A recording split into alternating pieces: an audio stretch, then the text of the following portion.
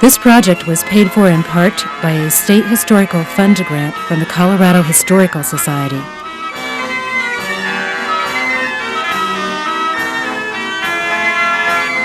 Carousels have stirred the imagination since the golden days of the American carousel, from the late 1890s through the 1920s.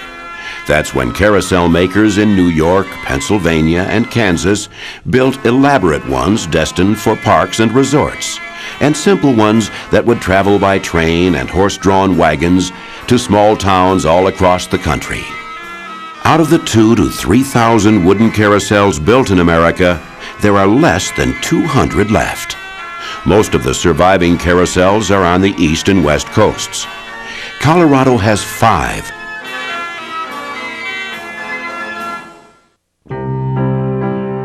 The Kit Carson County Carousel is Colorado's oldest, a national landmark, often called the jewel of American carousels. It is the only carousel in America that still has its original paint. Its Wurlitzer Monster Military Band organ is the only one left like it in the world, still in its original cabinet and still playing the music it played almost a century ago.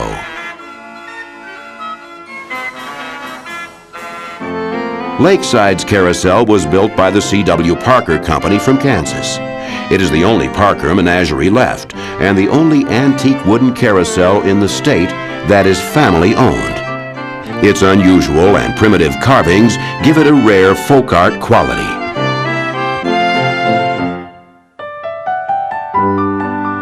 Pueblo's Carousel is a National Historic Site, another Parker carousel, with an outer row of elaborate horses from a different manufacturer, a Wurlitzer Military Band organ, and a story to tell about how a town came together to save something it loved.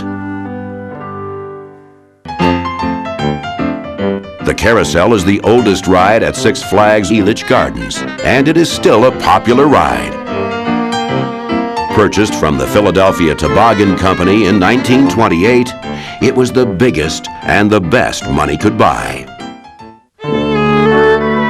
Colorado's smallest carousel is in Colorado Springs at the Cheyenne Mountain Zoo.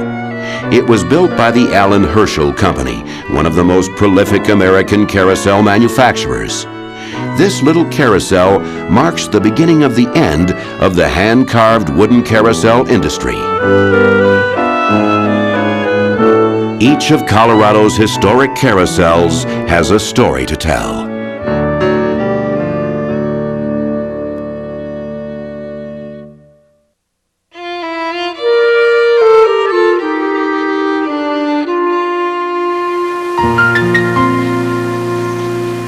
The old-timers say you can stand out here on these vast, endless plains and see 3 days.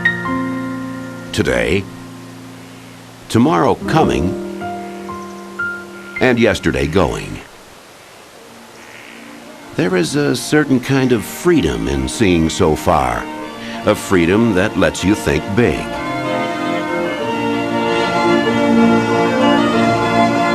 Perhaps it was this very vastness that made the Kit Carson County Commissioners think the way they did back in 1928, that led them to buy Elitch Gardens' old merry-go-round for $1,200. But in 1928, the citizens of Kit Carson County thought it was a big mistake.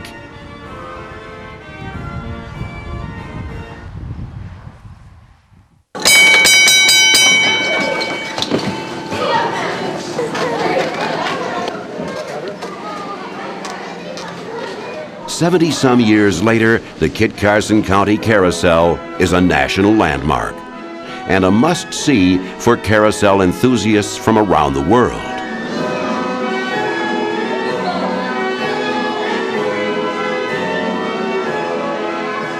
Joe, it is really great to be back here, and I brought some photographs that I took in 1973 that I thought, I've never been able to show you what I saw then.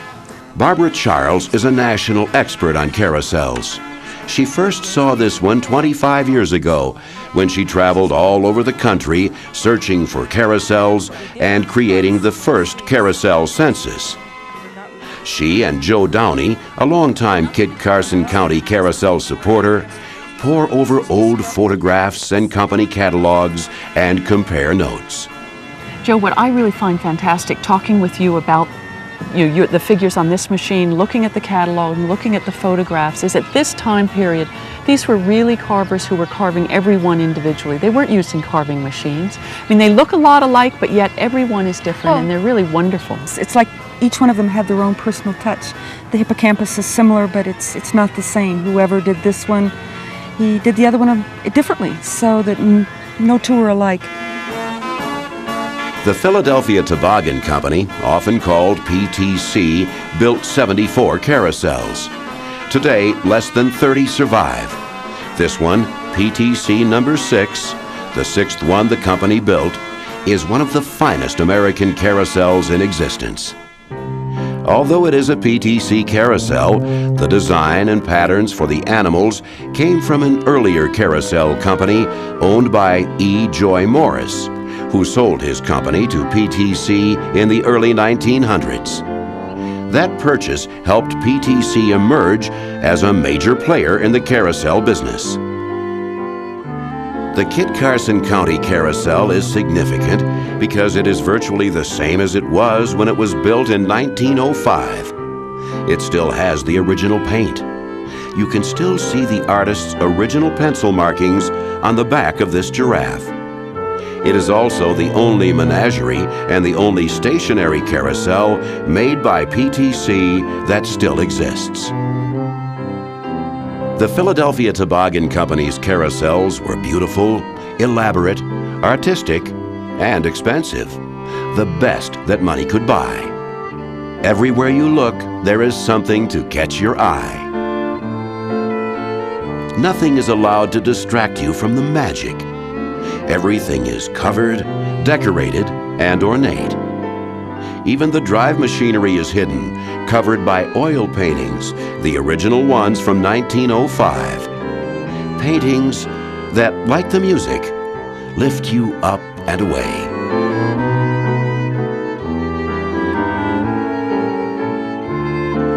Look at the detail. The toed animals have dew claws. The hoofed animals have shoes. All the eyes are made of glass, not just painted wood. The antlers on the deer and the horse tails are real. Back in 1905, when this carousel was built, amplified music didn't exist. There were no tapes, no CDs, no big speakers. Music was either live or from mechanical machines. The Wurlitzer Monster Military Band organ, with its 100 instruments and rolls of paper that made music, was a marvel to behold. This is the finest example of the 3 Monster Band organs left in the world. The men who carved these animals and built these carousels were fine craftsmen and artists. And nearly 100 years later, we can still ride this carousel and appreciate the quality of their work. This carousel is just a super example of what a community can do to save their own heritage. It's considered a pinnacle of preservation, and every year they add something new. They've worked on the animals, restored those, they've worked on the military band organ, so it just sounds just like it did originally with all its old rolls. The valences have been put in recently, the lights, the paintings even. These are all the original paintings, and they've been carefully touched up. It's just loved by the community, and it shows. So in 1976, when Colorado was 100 years old, Every year in the spring, the carousel volunteers make certain that the torch is carried on, that a new generation learns about the carousel and the story of the county commissioners who made a good decision 70 years ago, but weren't appreciated at the time.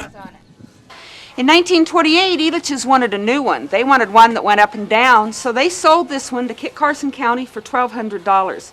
And that was a tremendous amount of money to be spent in those days. $1 those days looked as big as a house. And 2 of the commissioners, the way I understand it, lost their seats when they were up for election the next time, and the third person decided not to run. So the people kind of got back at them that way. So. But the carousel surprised them all. At a nickel a ride, it paid for itself in just a couple of years. The 1999 Kit Carson County Fair. A sort of Life Olympics of the Plains. Blue ribbons for the best of everything.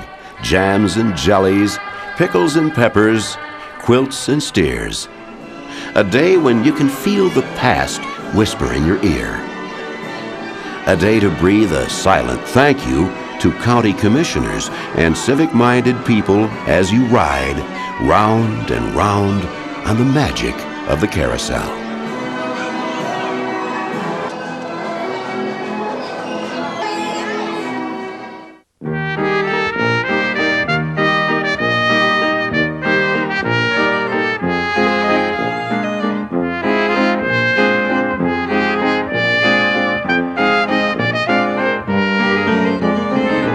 Once billed as the greatest amusement park in the entire West, Lakeside still takes you back to a time of sweet and simple pleasures, when people came from all over the state to stroll the tree-lined walks, ride the merry-go-round, dance to the country's greatest bands, and see the marvelous new electric lights paint the night sky.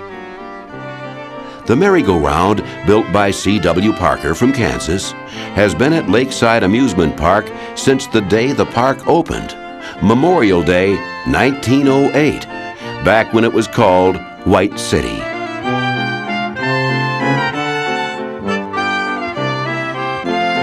This carousel is in its third building and second location, actually, and it's up about here. The first location was over in this area up in here. It's sort of their fantasies. Barbara Charles saw Lakeside back in the 1970s as she traveled around the country creating the first carousel census. Today, she's meeting with 3 generations of the Krasner family who have owned and operated the park since 1935. Rhoda, her mother Miriam, and daughter Brenda. I find it's the most unusual of the carousels I've ever seen. It's really, well, it's very much like folk art. You know, and I know that Parker, this was his big commission. He really had not made a big ride before this. And so I can imagine that the people from White City came and said, we just want the best ride you can possibly make, and he went all out on it. And it's just an incredible carousel. For a long time, this was Colorado's mystery carousel.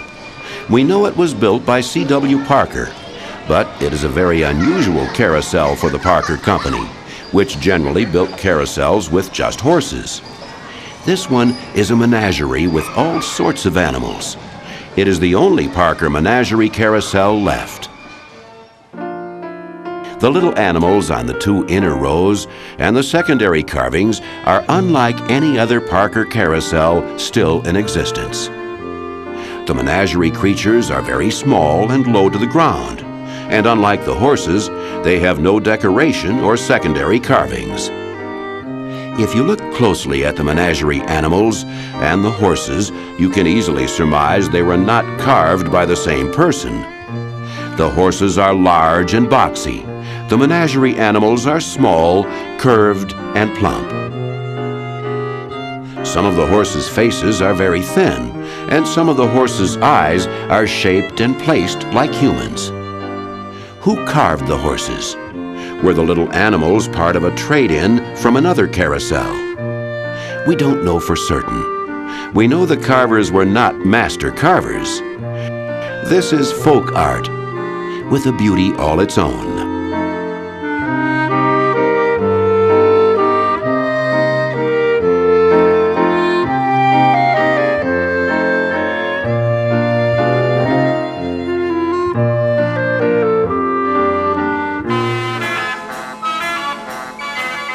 For years, no one thought the little animals came from the Parker factory. But Barbara Charles found evidence they did in her collection of Parker Company photos. This is another one of the really funniest little animals here. And you know, the early photograph I have of Parker, and it may have been one of the first rides he made, had little animals like this on that. Parker makes his first carousel in 1901. He's been repairing other ones before that. This ride's 1908. It's really in what I call the first generation of Parker's, where he's trying to find his style. And this ride is really the biggest one he ever made. And so it's really his showpiece, you might say, for that first generation of rides for him. Lakeside's merry-go-round is almost a century old, the biggest and the only Parker menagerie left. It's important for that reason alone, but it is special to carousel enthusiasts because this carousel seems to have a special heart and soul. Brenda, it's hard to tell you how unbelievable it was when I first saw this carousel. I mean, I didn't know what it was. I mean, it was just so wild with these figures. I'd never seen anything like it. It's truly one of the great carousels of America, and you just have to treasure it. It absolutely is. I mean, for Parker, to me, it's the star, all-time star Parker, and it's a gem. The Krasner family has preserved a slice of Americana in the heart of the city.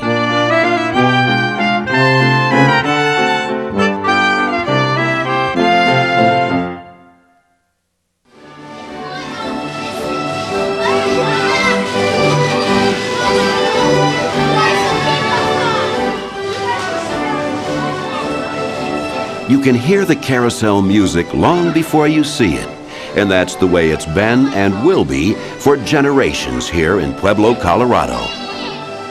Today, the Pueblo Carousel is housed in a brand new building at City Park.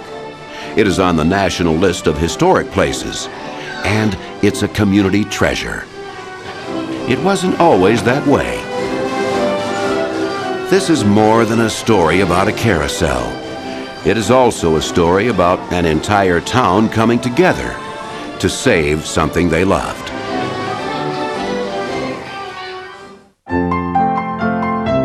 "20 years ago, the carousel was in bad shape, but a collector wanted to buy it, and the town considered selling it. Imagine how different it would be here in City Park if the animals had been carted off one by one and sold, stuck in somebody's living room or basement for only a few people to enjoy. The music and the magic of one more carousel gone forever." By the mid-1970s, the carousel was old and wearing out. The horses were in terrible shape, heads were half worn away with rot, bodies were cracked and falling apart. The features rubbed off or loved off from years and years of wear. But there was a community attachment to the old carousel no one would have guessed. A bond that was discovered when the wealthy collector made an offer to buy the lead horse. We found 2 pictures of the carousel. George Williams was the assistant director of parks in Pueblo at the time, and he says the offer made people sit up and take notice. We had a young man come and want to take some pictures, and a short time later we received an offer to purchase the armored horse from the carousel. And we did respond real quickly. Then we got the price offered was raised, and then there was a price to buy the whole thing, the whole carousel. And so then we thought, well, we better find out more about what this really is. A citizens committee considered the options: sell the carousel and make some money, buy a fiberglass carousel that would be easier to maintain, or restore it. They decided to keep the carousel for children to ride on, just as it had been for them. The committee said they would restore the carousel with private funds, and they did. Then the town went to work. Everyone from school kids to bank presidents. People did whatever they could. I carved the eagles that go on top of the rounding board. We built and installed the slip ring so the lights would work. Contributed money. I got a Polaroid camera, we set the kid on the horse, took a picture of the horse and sold it for $5, stuffed in an envelope, there you go. Made the horseshoes for the horses on the carousel. This is the cookie jar that I made for the carousel. City built the new deck on this carousel and the rounding boards. Painted many of the panels. Wiring was done by union electricians from Local 12. We made sachets for women's dresser drawers. We had cups, and we had t-shirts, And we just had lots of fun making all of this money.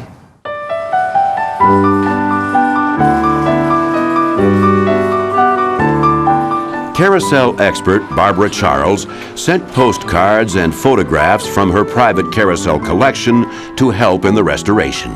It's really great to be back in Pueblo, seeing this carousel again. When I first saw it, it was totally unrestored, sort of a carousel only a community or a mother could love. A mongrel, it had these big outside figures, these strange Stein and Goldsteins, almost angry figures. And then it had these little small country fair, you might say, traveling carousel figures mixed together, and people didn't understand why. But now that it's been restored, now that people have really researched it and they've done a beautiful job putting it back together just the way it was in the old photographs, people understand it came from the factory this way. But it's just a wonderful example of American carousels.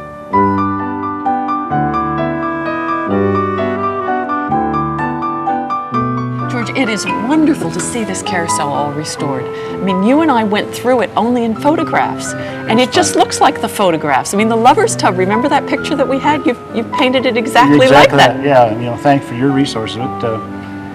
We only had one picture to work with, and we blew it up and did a lot of things, but I think it turned out well. Are these things standard? The lover's tub, are there many of those around? I don't know of another one. There may well be, because I haven't seen every carousel in the country, just most of them, but I don't remember another one. And when this was new, you had to pay 5 cents for the carousel, but 10 cents to be in the lover's tub. Yeah, this was an extra treat to be in here.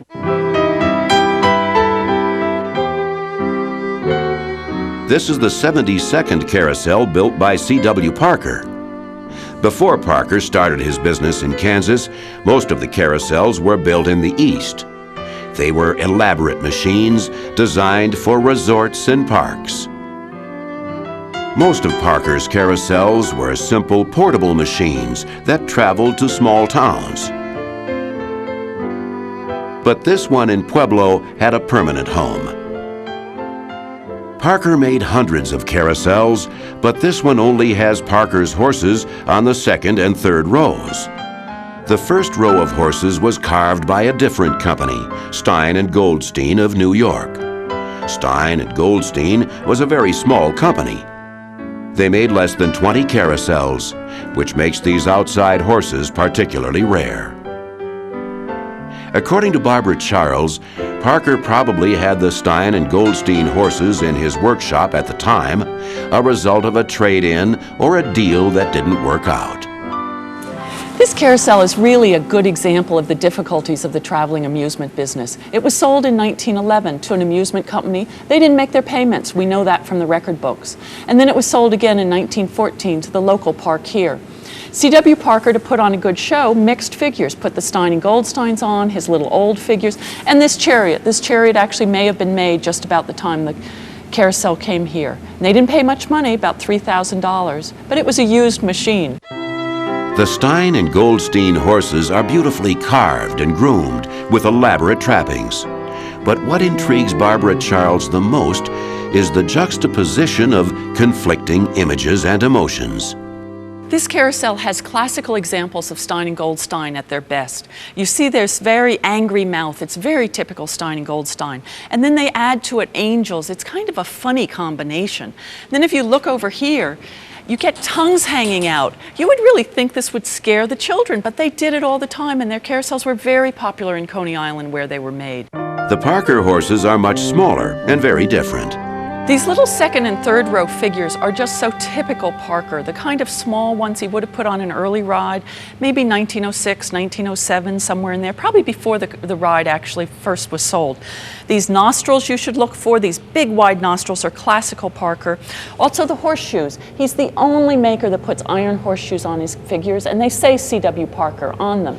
The Parker horses were designed for portability, but they aren't plain. They are covered with images of Americana.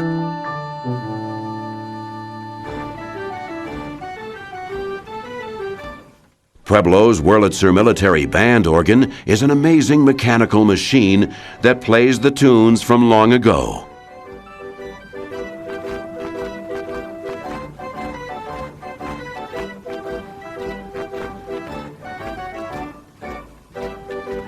The music and the magic take you back, and you ask, why? Why did this carousel survive when so many have been lost to collectors? Wave to Papa! Perhaps it is as simple as this. In Pueblo, they value memories more than money.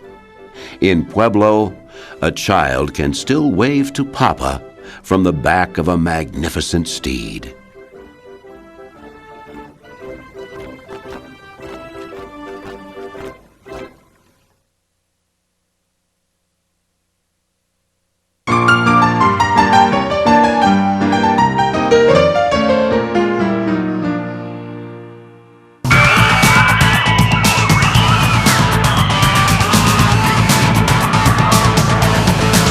It's certainly more than a thriller moment. It's looping and lunging, rapid fire, banging and bumping, twisting and turning, hill dropping, out of your seat, death-defying, gut-wrenching, bone-crunching, G-loving, breath-stealing airtime.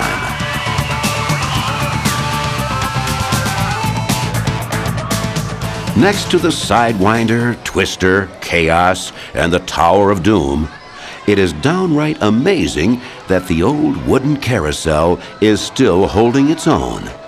But it's been a popular ride at Elitch's for more than 70 years. In the late 1800s, John and Mary Elitch bought a 16-acre orchard way out in the country at what is now 38th and Tennyson. They began planting flowers, collecting animals, and building what was to become Elitch Gardens. When they opened the gardens to the public, there were jugglers and musicians to entertain, gardens to stroll, and animals to see and pet. It was a bargain. For just 25 cents for adults and 10 cents for children, one could spend the entire day. In 1905, Mary Elitch bought the 6th carousel the Philadelphia Toboggan Company made, PTC number 6. It was a beauty, a menagerie with animals of many kinds, and it entertained young and old for more than 20 years. In 1928, the public wanted a more thrilling ride, carousels with jumpers that went up and down as well as around. So Mary Elitch's carousel was sold, and Elitch's purchased a new carousel, PTC number 51, from the same company that built the first one, the Philadelphia Toboggan Company. In 1928, the company was still building some of the best carousels in the world. Elitch's carousel PTC number 51 is an elaborate 4-row carousel. When Elitch's wanted a new carousel, they wanted the finest money could buy, and they went to the Philadelphia Toboggan Company, who were known for making the Cadillacs of the industry. And they got this magical world. Every surface is covered, the lights, the mirrors, even inside the trappings, the outside scenery. It's an unbelievable place where you can just sit and ride and dream and dream. For carousel expert Barbara Charles, the Elitch's carousel is every child's dream, an Americanized version of a medieval world where the horses' trappings suggest knights going off to battle. Nothing is allowed to distract from that vision. It is a beauty. The two men most responsible for the look and style of Elitch's carousel were two of the best in the business. Like many of the great carousel carvers of the day, they were European immigrants. Frank Caretta from Italy and John Zallar from Austria. Frank Caretta's background was in furniture, but he found carving carousels far more satisfying. As head carver for the Philadelphia Toboggan Company, he created the patterns for the horses on Elitch's carousel.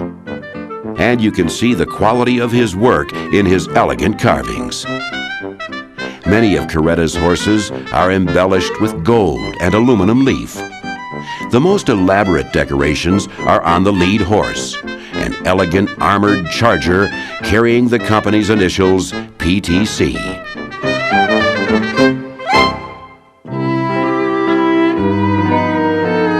John Zallar honed his craft creating religious works for churches in Austria. Zallar carved the horses on both of the chariots.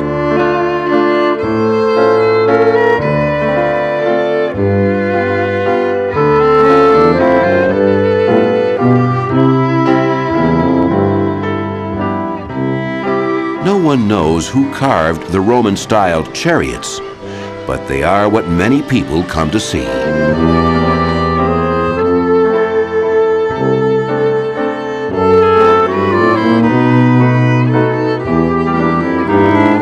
Chariots on this carousel are particularly interesting, probably carved as many as 8 or 10 years earlier during the height of World War I, and the patriotism is reflected in Miss Columbia and the flags and the overall motif of them.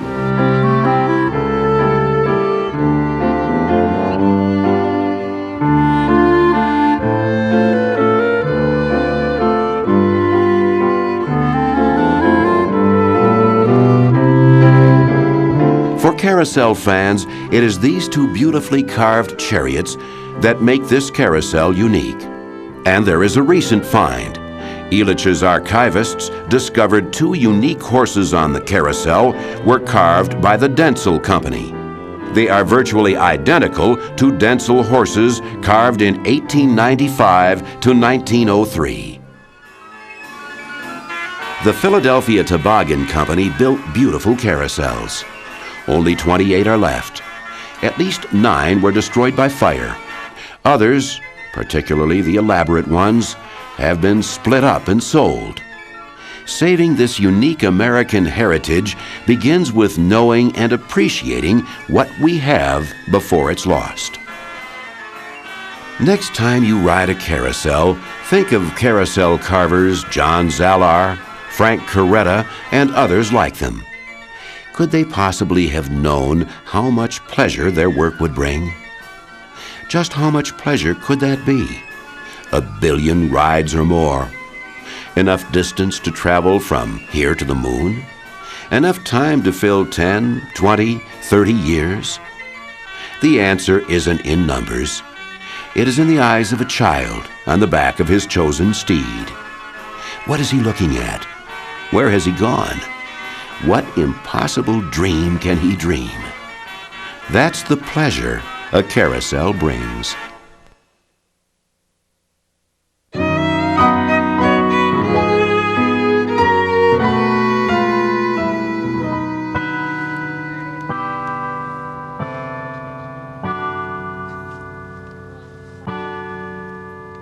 Snuggled up against Cheyenne Mountain in Colorado Springs, at 7,200 feet above sea level, is an interesting zoo. Certainly the highest zoo in North America. The Cheyenne Mountain Zoo is the home of the smallest of the 5 antique wooden carousels in Colorado. Just 20 horses, 2 side by side, 10 in each row. It was purchased for the zoo by its founder, Spencer Penrose, a fascinating, incredibly wealthy man who made a fortune in mining and real estate, and then before he died, established a foundation to give it all away. Spencer Penrose's passion was collecting exotic animals from all over the world for his zoo. Records show Penrose couldn't get the carousel he wanted in time for the zoo's spring opening in 1937, so he purchased this one secondhand.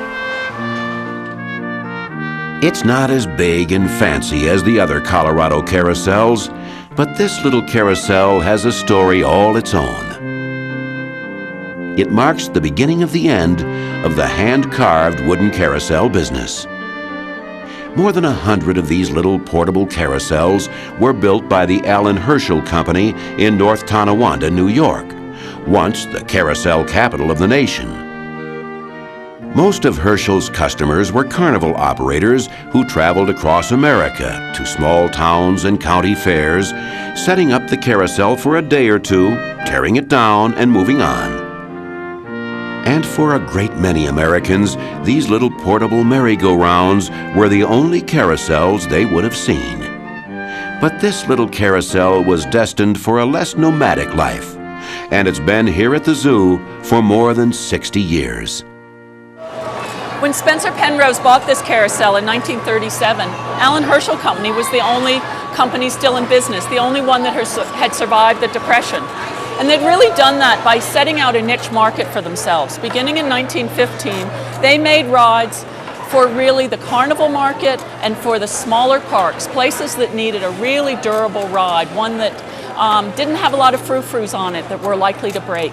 And you can see that in these horses. The ears are laid back, they're a little bit go-fast, they have a very straight nose, no big mane sticking out, pieces that would break, extra roses. Even the legs on this carousel are aluminum, and the legs are the most vulnerable part of any ride. The cast aluminum legs were a transitional step in the business. After the Depression, the Herschel Company's carousel horses were entirely cast aluminum. And the hand-carved wooden carousel industry all but disappeared. Year after year, the children who visited the zoo clamored for rides, and the carousel willingly obliged. Round and round, the years melting away one after another, and suddenly it seemed, although it wasn't really sudden at all, the carousel was old and tired. By 1998, the horses were in bad shape. The entire carousel was shipped to one of the world's foremost carousel restorers, Will Morton from Lakewood, Colorado. The paint, when we received them, the paint looked shabby. It was really shabby. They'd been exposed for a long time to the weather, and the ones that had been repainted broke down very quickly. They weren't properly primed. So they looked really shabby. The physical condition of the horse was not all that bad, the wood part. All in all, it was good news. The wood needed some work, but it wasn't rotting. The horses could be saved. In September, Will and his wife Marlene start work. They have 8 months to restore the carousel to its original look, to research and sand, plug, prime, and paint. They discover the rounding board, shields, and center panels are still decorated in the original factory paint. The oil paintings are also the originals. They were never repainted for modern times. They still take you back to days when people didn't travel much, and mountains, oceans, and leisure time were the stuff of everyday dreams.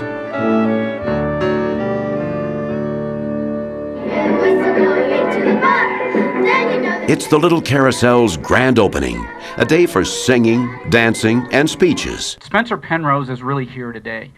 Through the generosity of people who stepped forward, through the State Historical Fund, through the Nayers, through all the people who adopted horses, he's really kind of here with us as they continue the tradition that he set. So as we look at this and the magic that it has, there's a lot of history, and it seems to be all bundled up and tied in a nice ribbon today. I'm glad you could all come.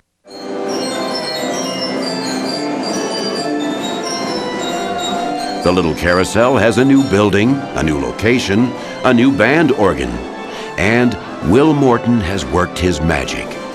The carousel looks brand new. As the band organ plays its first tune, the platform begins to spin, the paintings begin to blur, the horses leap with pride, and the little carousel comes alive. The carousel touches all of us in different ways. For Susan Angfer, President and CEO of the Cheyenne Mountain Zoo, the carousel is a wonderful example of community support. This great carousel has been here over 60 years, and generations of not only residents of Colorado Springs, but visitors to Colorado Springs have grown up riding it. Certainly the zoo is proud to have it because it was brought here by our founder, Spencer Penrose, and the community has loved it. Year after year after year. When we announced our campaign to restore the carousel and bring it back to its original splendor, the outpouring of support was really heartwarming. It was swift and sincere and very generous, and allowed us to get the job done beautifully, I think.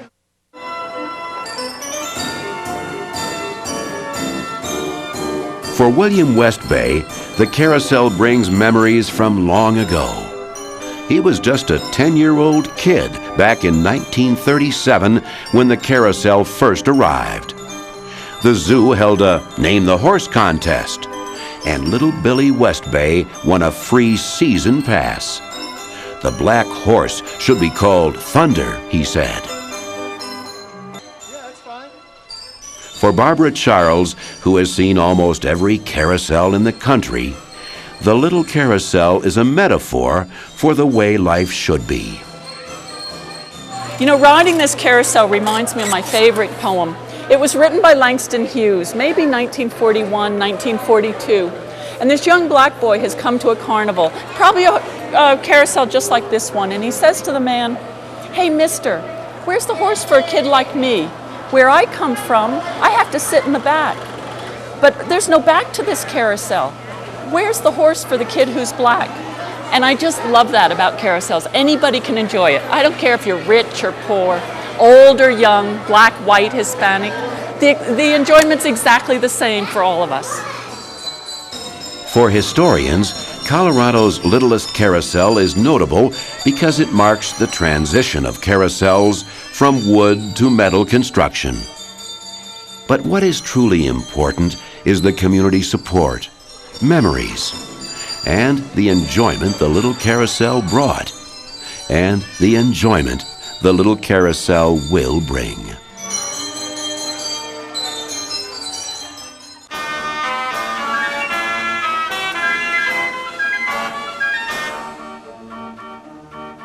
Out of the 2,000 to 3,000 wooden carousels that were built, less than 1 in 15 survive. Colorado has saved 5 carousels, but now it's time to pass the challenge from one generation to another. Keep these carousels for kids in the future and kids who aren't yet born. What a gift to leave, a legacy of fun. Listen to the music, appreciate the beauty, save the good and the great, and enjoy the ride.